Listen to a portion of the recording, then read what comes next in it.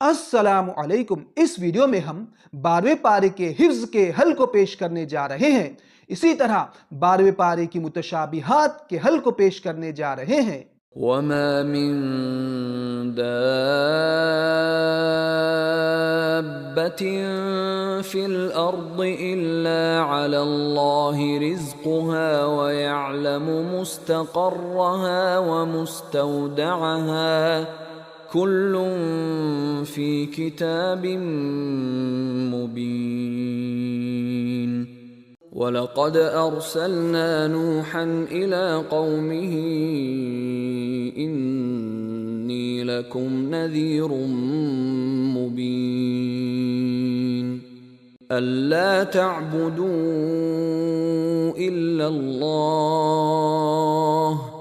इन्नी अख़ाफ़ु अलैकुम अज़ाब यौमिन अलीम।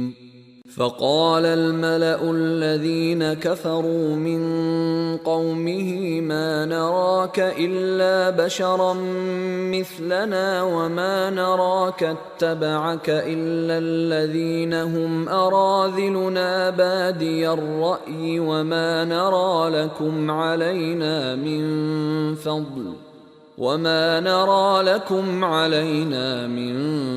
فضل بل نظنكم كاذبين. قال يا قوم أرأيتم إن كنت على بينة من ربي وآتاني رحمة من عنده فعميت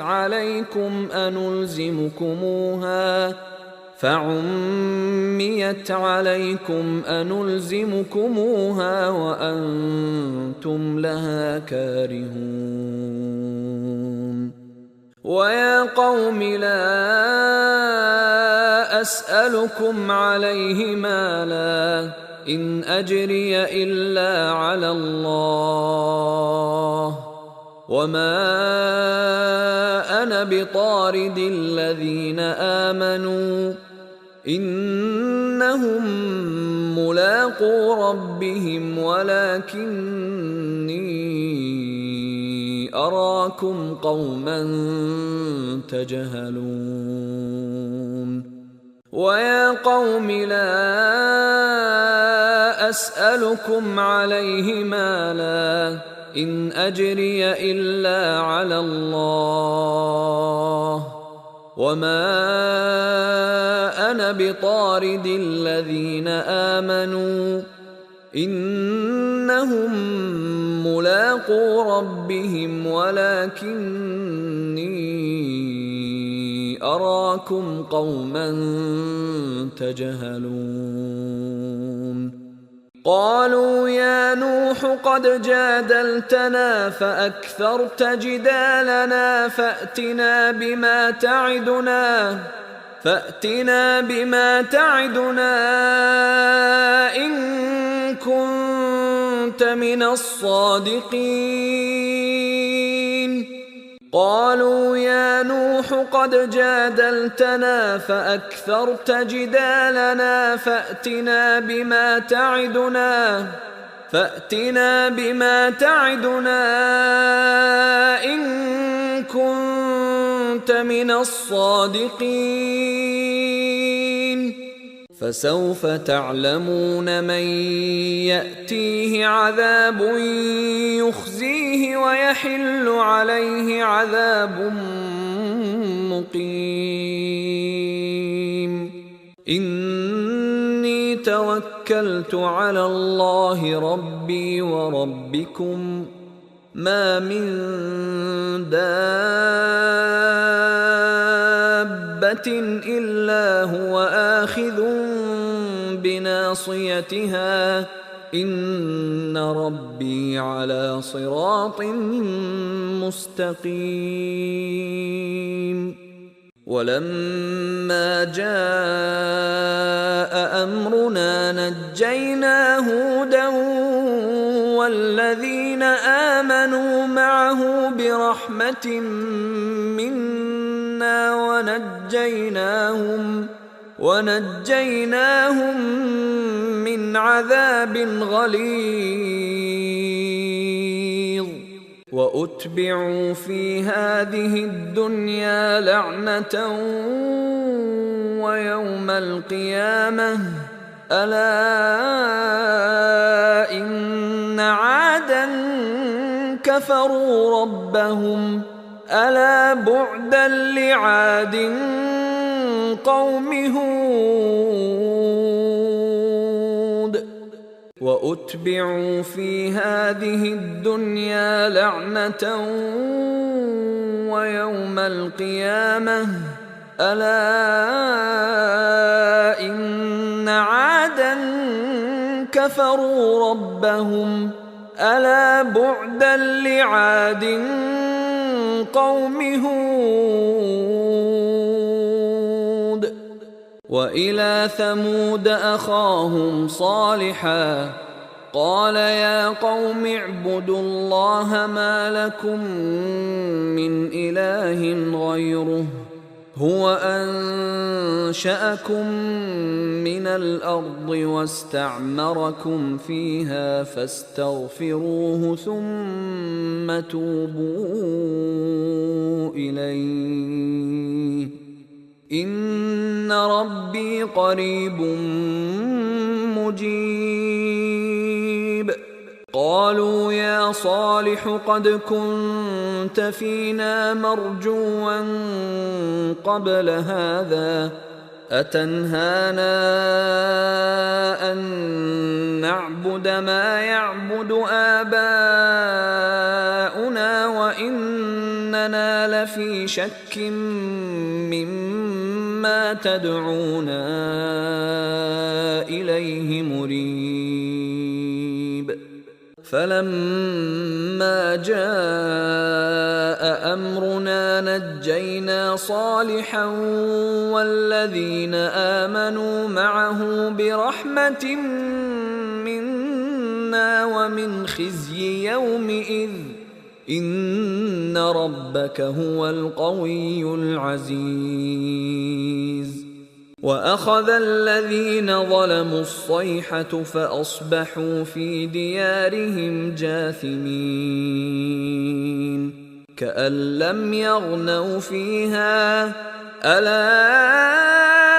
إن ثمود كفروا ربهم ألا بعدا لثمود قالوا يا شعيب أصلاتك تأمرك أن نترك ما يعبد آباؤنا أو أن نفعل في أموالنا ما نشاء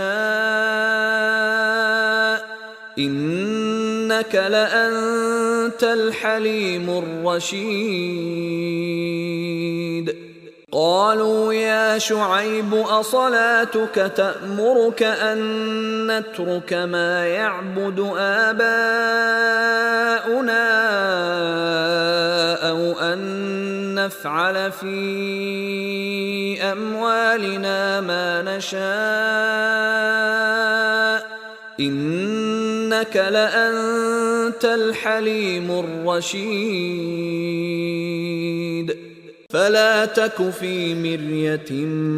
مما يعبد هؤلاء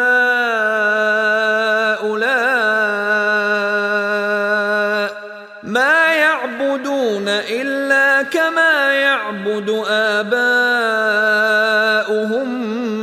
من قبل وإنا لموفوهم نصيبهم غير منقوص وهو الذي خلق السماوات والأرض في 6 أيام وكان عرشه على الماء ليبلوكم أيكم أحسن عملا ولئن قلت إنكم مبعوثون من بعد الموت ليقولن ليقولن الذين كفروا إن هذا إلا سحر مبين. ولئن أذقنا الإنسان منا رحمة ثم نزعناها منه إنه ليئوس كفور. ولئن أذقنا الإنسان منا رحمة ثم نزعناها منه إنه ليئوس كفور. إلا الذين صبروا وعملوا الصالحات أولئك لهم مغفرة وأجر كبير. فلعلك تارك بعض ما يوحى إليك وضائق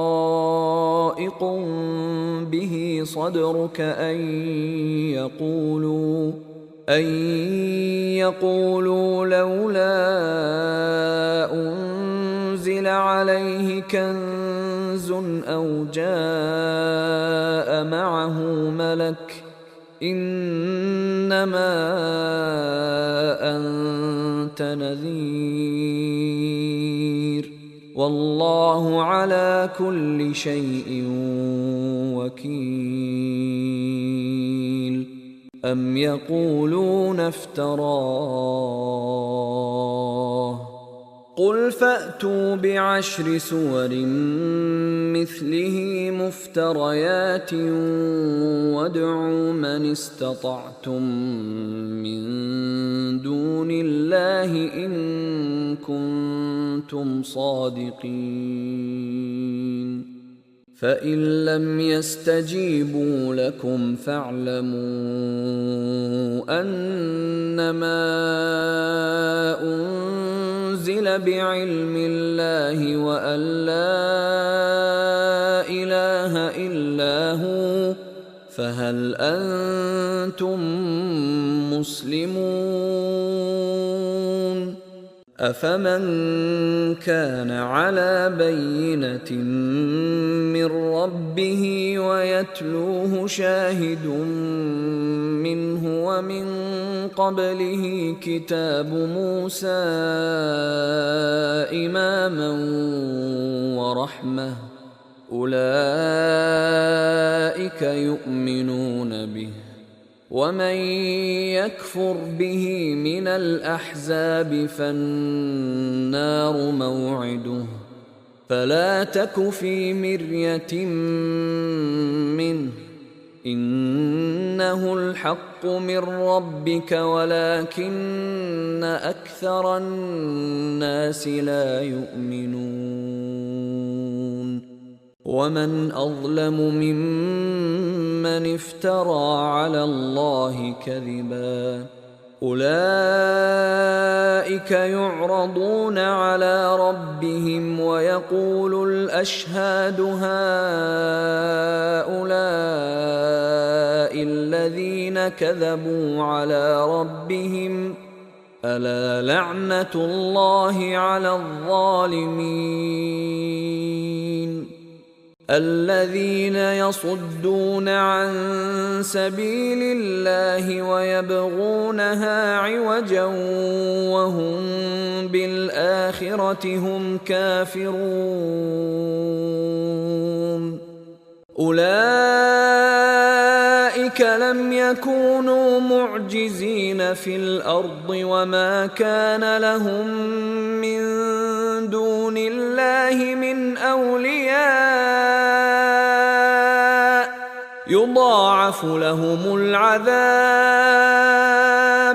ما كانوا يستطيعون السمع وما كانوا يبصرون أولئك الذين خسروا أنفسهم وضل عنهم ما كانوا يفترون لا جرم أنهم في الآخرة هم الأخسرون لا جرم أنهم في الآخرة هم الأخسرون إن الذين آمنوا وعملوا الصالحات وأخبتوا إلى ربهم أولئك أصحاب الجنة هم فيها خالدون مثل الفريقين كالأعمى والأصم والبصير والسميع هل يستويان مثلا أفلا تذكرون ولقد أرسلنا نوحا إلى قومه إني لكم نذير مبين ألا تعبدوا إلا الله إني أخاف عليكم عذاب يوم أليم فقال الملأ الذين كفروا من قومه ما نراك إلا بشرا مثلنا وما نراك اتبعك إلا الذين هم أراذلنا بادي الرأي وما نرى لكم علينا من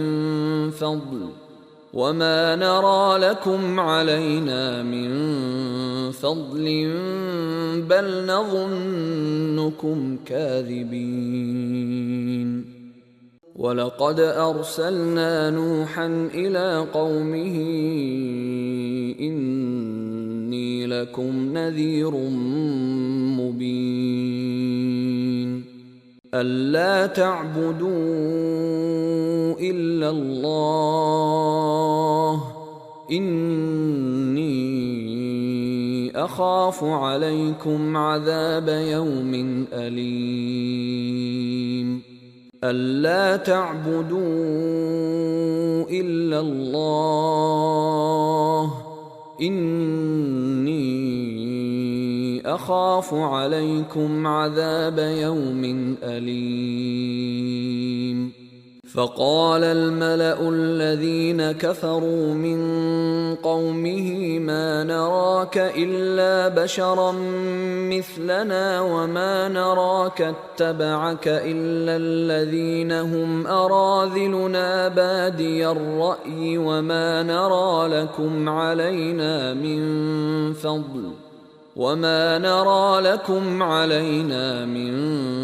فضل بل نظنكم كاذبين قال يا قوم أرأيتم إن كنت على بينة من ربي وآتاني رحمة من عنده فعميت عليكم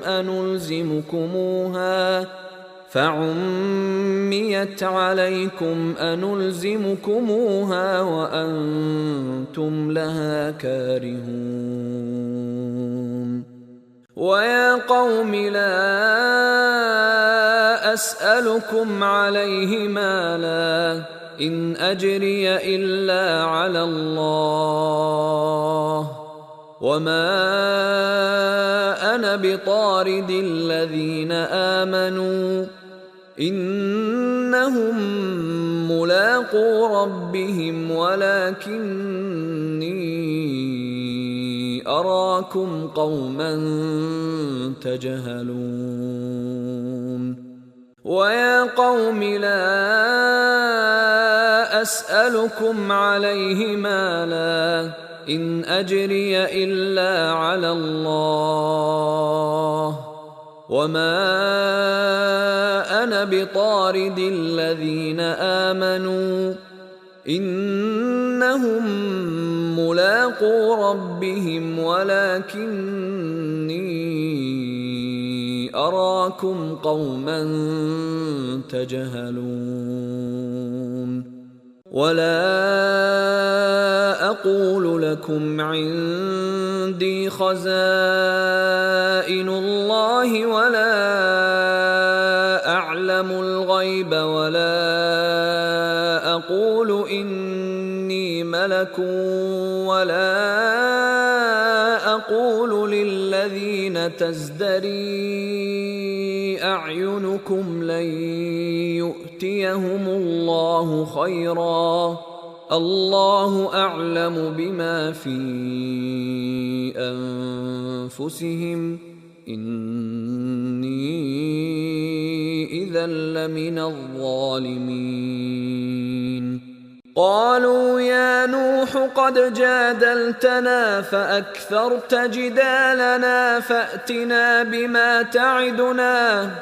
فأتنا بما تعدنا إن كنت من الصادقين أم يقولون افتراه قل إن افتريته فعلي إجرامي وأنا بريء مما تجرمون وأوحي إلى نوح أنه لن يؤمن من قومك إلا من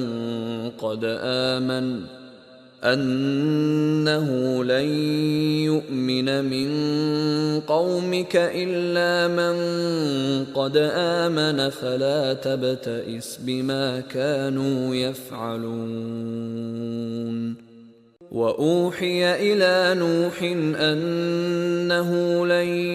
يؤمن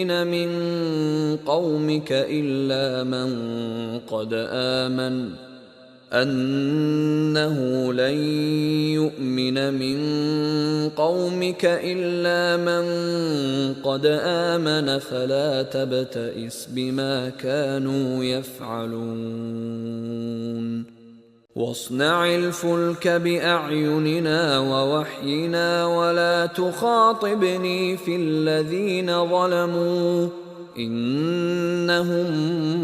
مغرقون ويصنع الفلك وكلما مر عليه ملأ من قومه سخروا منه قال إن تسخروا منا فإنا نسخر منكم كما تسخرون فسوف تعلمون من يأتيه عذاب يخزيه ويحل عليه عذاب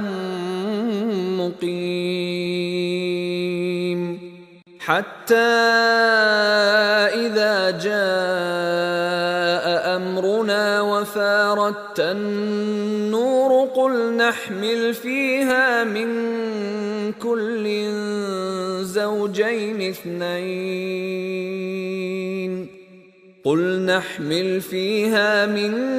كل زوجين اثنين وأهلك إلا من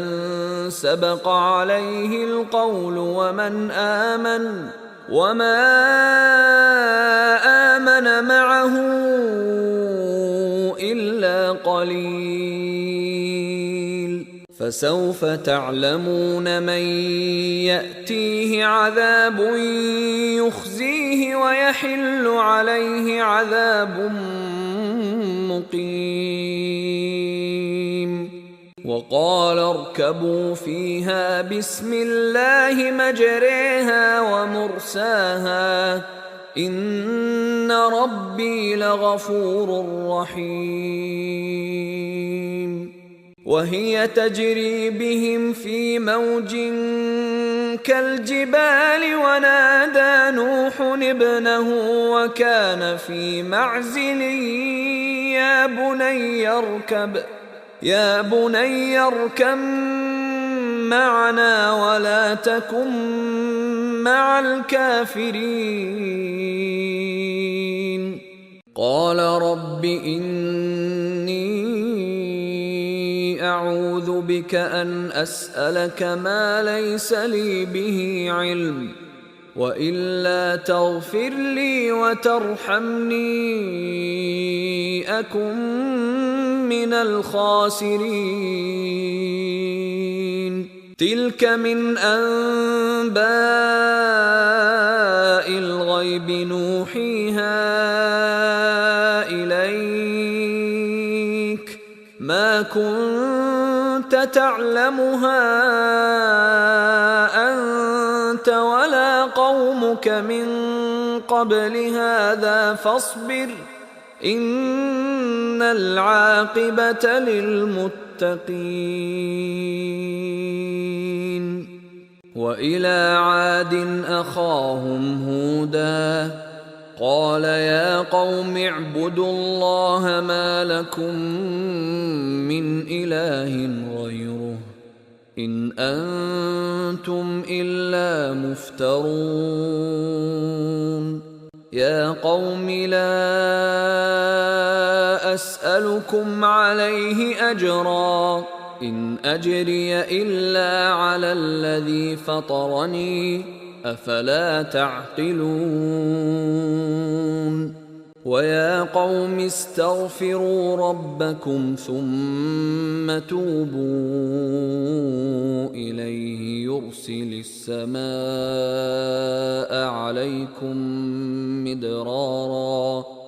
يرسل السماء عليكم مدرارا ويزدكم قوة إلى قوتكم ولا تتولوا مجرمين قالوا يا هود ما جئتنا ببينة وما نحن بتاركي آلهتنا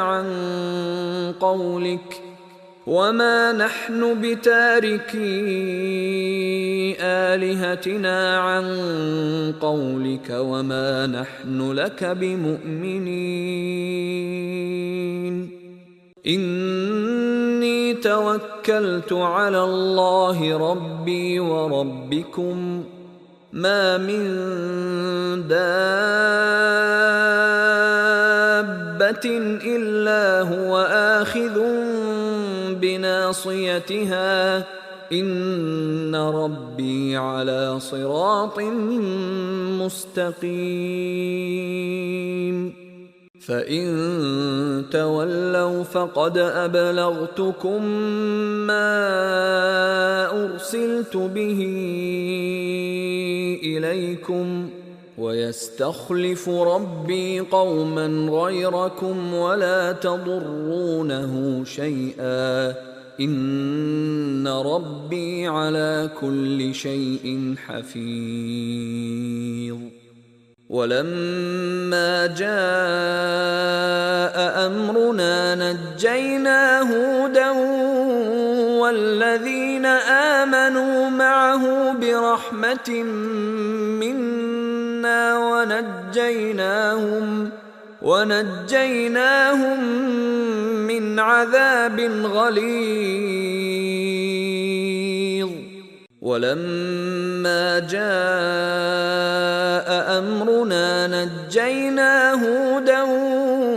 والذين آمنوا معه برحمة منا ونجيناهم من عذاب غليظ وتلك عاد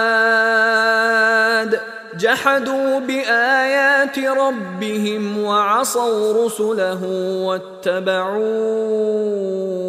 أمر كل جبار عنيد وأتبعوا في هذه الدنيا لعنة ويوم القيامة ألا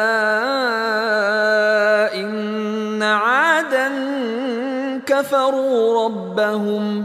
ألا بعدا لعاد قوم هود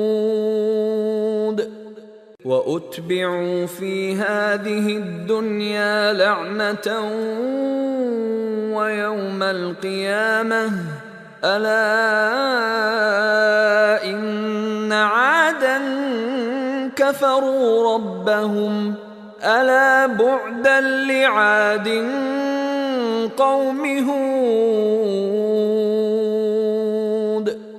وإلى ثمود أخاهم صالحا قال يا قوم اعبدوا الله ما لكم من إله غيره هو أنشأكم من الأرض واستعمركم فيها فاستغفروه ثم توبوا إليه إن ربي قريب مجيب وإلى ثمود أخاهم صالحا قال يا قوم اعبدوا الله ما لكم من إله غيره هو أنشأكم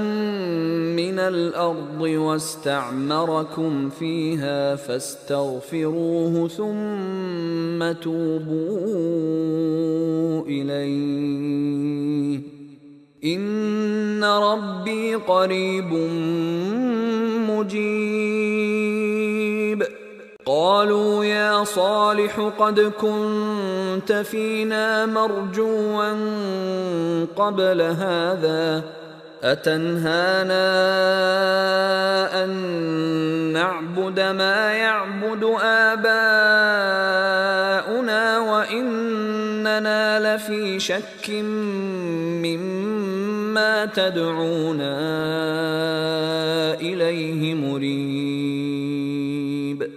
قالوا يا صالح قد كنت فينا مرجوا قبل هذا أتنهانا أن نعبد ما يعبد آباؤنا وإننا لفي شك مما تدعونا إليه مريب فلما جاء أمرنا نجينا صالحا والذين آمنوا معه برحمة منا ومن خزي يومئذ إن ربك هو القوي العزيز وأخذ الذين ظلموا الصيحة فأصبحوا في ديارهم جاثمين كأن لم يغنوا فيها ألا إن ثمود كفروا ربهم ألا بعدا لثمود ولقد جاءت رسلنا إبراهيم بالبشرى قالوا سلاما قال سلام فما لبث أن جاء بعجل حنيذ فلما رأى أيديهم لا تصل إليه نكرهم وأوجس منهم خيفة قالوا لا تخف إنا أرسلنا إلى قوم لوط وامرأته قائمة فضحكت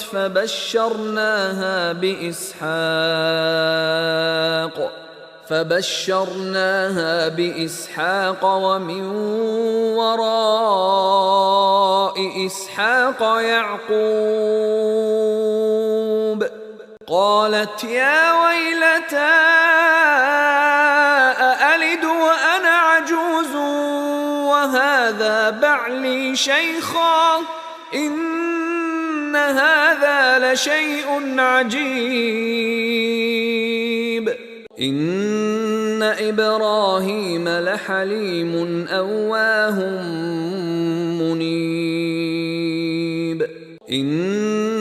إبراهيم لحليم أواه منيب. وجاءه قومه يهرعون إليه ومن قبل كانوا يعملون السيئات. قال يا قوم هؤلاء بناتي هن أطهر لكم فاتقوا الله ولا تخزون في ضيفي أليس منكم رجل رشيد. قالوا يا لوط إنا رسل ربك لن يصلوا إليك فأسر بأهلك بقطع من الليل ولا يلتفت منكم أحد إلا امرأتك إنه مصيبها ما أصابهم إن موعدهم الصبح أليس الصبح بقريب. فلما جاء أمرنا جعلنا عاليها سافلها وأمطرنا عليها حجارة من سجيل منضود مسومة عند ربك وما هي من الظالمين ببعيد. وإلى مدين أخاهم شعيبا قال يا قوم اعبدوا الله ما لكم من إله غيره ولا تنقصوا المكيال والميزان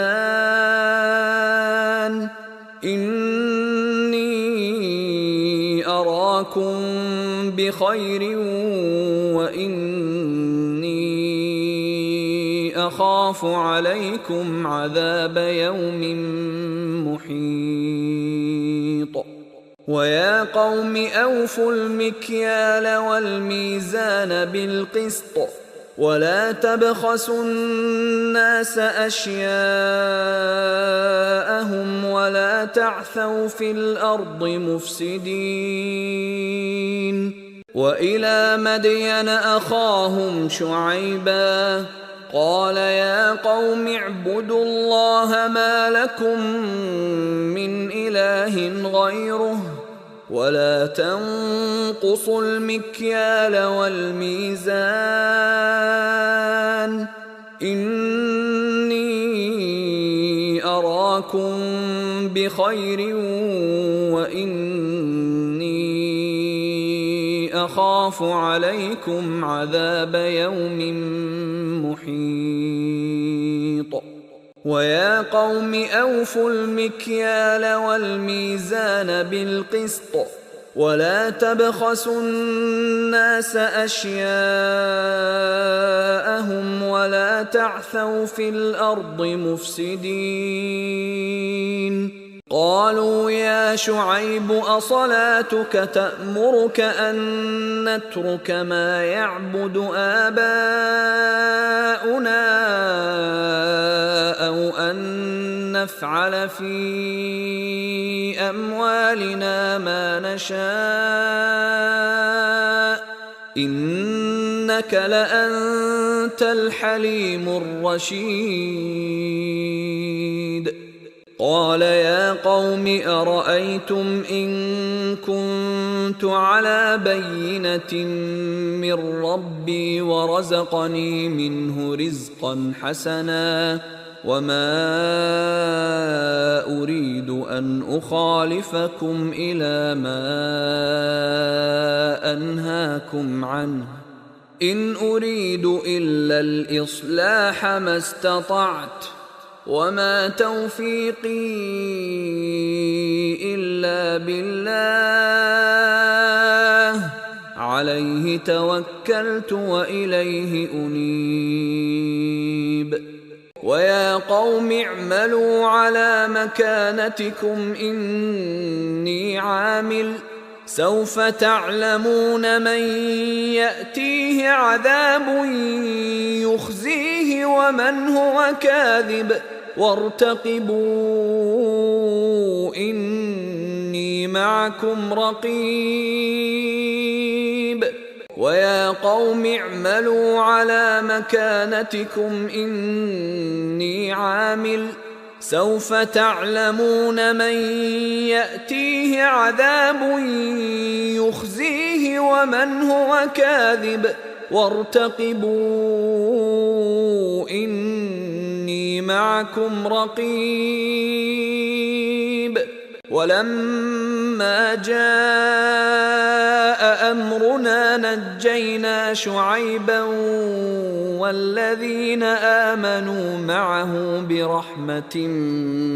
منا وأخذت الذين ظلموا الصيحة فأصبحوا في ديارهم جاثمين كأن لم يغنوا فيها ألا بعدا لمدين كما بعدت ثمود ولقد أرسلنا موسى بآياتنا وسلطان مبين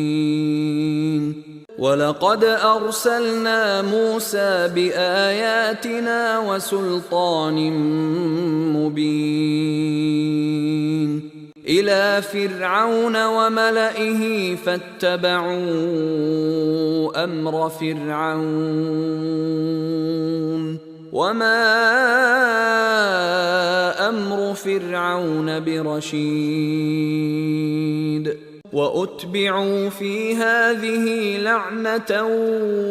ويوم القيامة بئس الرفد المرفود ذلك من أنباء القرى نقصه عليك منها قائم وحصيد وما ظلمناهم ولكن ظلموا أنفسهم فما أغنت عنهم آلهتهم التي يدعون من دون الله من شيء لما جاء أمر ربك وما زادوهم غير تتبيب يوم يأتي لا تكلم نفس إلا بإذنه فمنهم شقي وسعيد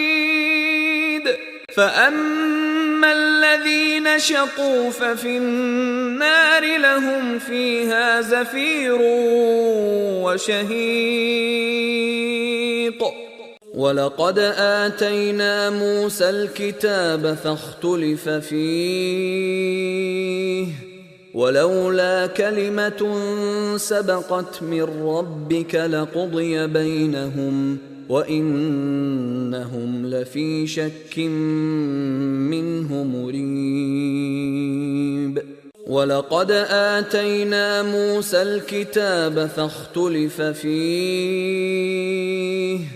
ولولا كلمة سبقت من ربك لقضي بينهم وإنهم لفي شك منه مريب وإن كلا لما ليوفينهم ربك أعمالهم إنه بما يعملون خبير فاستقم كما أمرت ومن تاب معك ولا تطغوا إنه بما تعملون بصير وما كان ربك ليهلك القرى بظلم وأهلها مصلحون وما كان ربك ليهلك القرى بظلم وأهلها مصلحون ولو شاء ربك لجعل الناس أمة واحدة ولا يزالون مختلفين ولو شاء ربك لجعل الناس أمة واحدة ولا يزالون مختلفين إلا من رحم ربك ولذلك خلقهم وتمت كلمة ربك لأملأن جهنم من الجنة والناس أجمعين إلا من رحم ربك ولذلك خلقهم وتمت كلمة ربك لأملأن جهنم من الجنة والناس أجمعين وانتظروا إنا منتظرون وانتظروا إنا منتظرون ولله غيب السماوات والأرض وإليه يرجع الأمر كله فاعبده وتوكل عليه وما ربك بغافل عما تعملون ولله غيب السماوات والأرض وإليه يرجع الأمر كله فاعبده وتوكل عليه وما ربك بغافل عما تعملون ألف لام را تلك آيات الكتاب المبين ألف لام را تلك آيات الكتاب المبين ألف لام را تلك آيات الكتاب المبين إنا أنزلناه قرآنا عربيا لعلكم تعقلون إنا أنزلناه قرآنا عربيا لعلكم تعقلون قال يا بني لا تقصص رؤياك على إخوتك فيكيدوا لك كيدا إن الشيطان للإنسان عدو مبين وكذلك يجتبيك ربك ويعلمك من تأويل الأحاديث ويتم نعمته عليك وعلى آل يعقوب كما أتمها على أبويك من قبل إبراهيم وإسحاق إن ربك عليم حكيم أرسله معنا غدا يرتع ويلعب وإنا له لحافظون وجاءوا على قميصه بدم كذب قال بل سولت لكم أنفسكم أمرا فصبر جميل والله المستعان على ما تصفون. وجاءت سيارة فأرسلوا واردهم فأدلى دلوه قال يا بشرى هذا غلام وأسروه بضاعة والله عليم بما يعملون. وقال الذي اشتراه من مصر لامرأته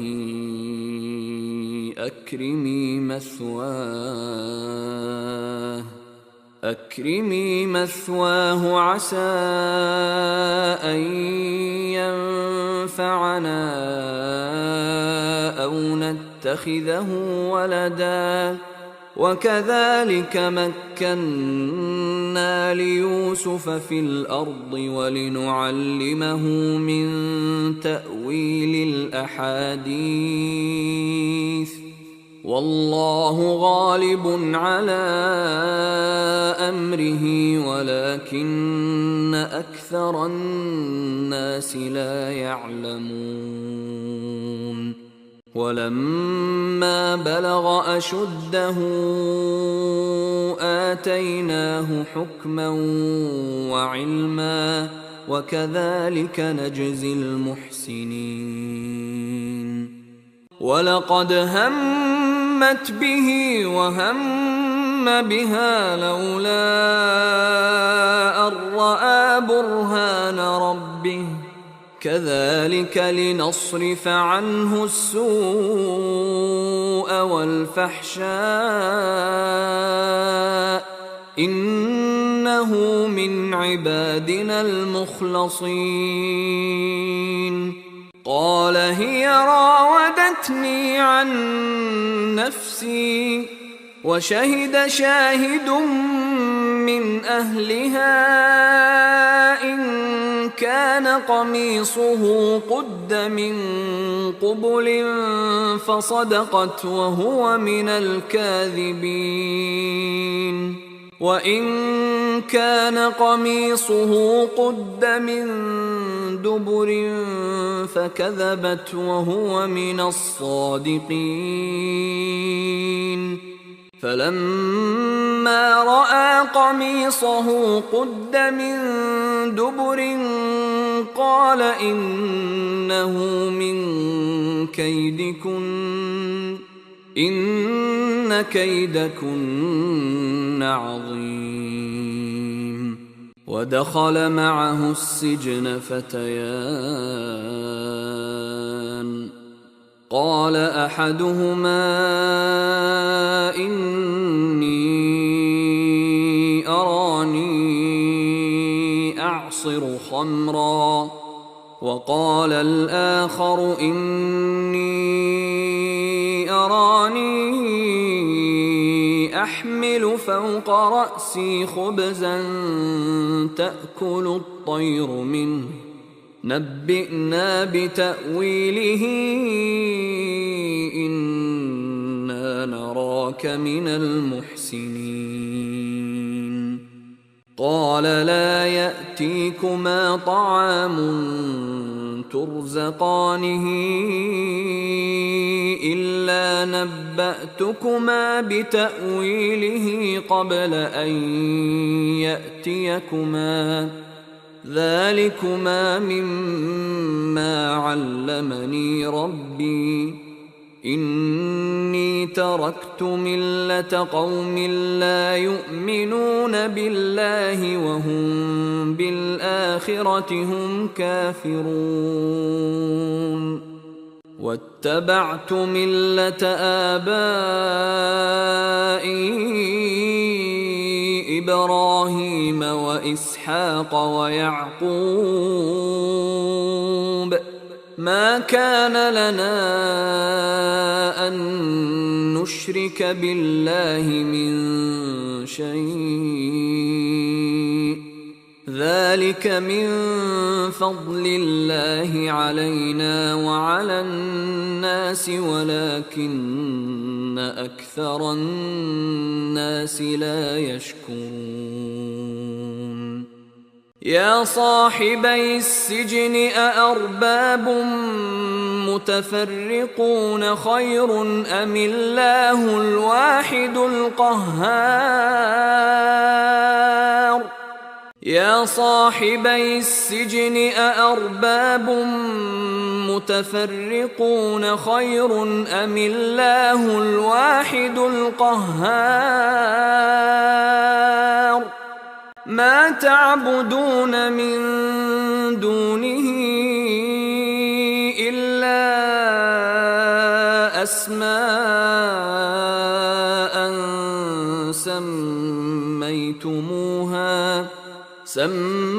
سميتموها أنتم وآباؤكم ما أنزل الله بها من سلطان إن الحكم إلا لله أمر ألا تعبدوا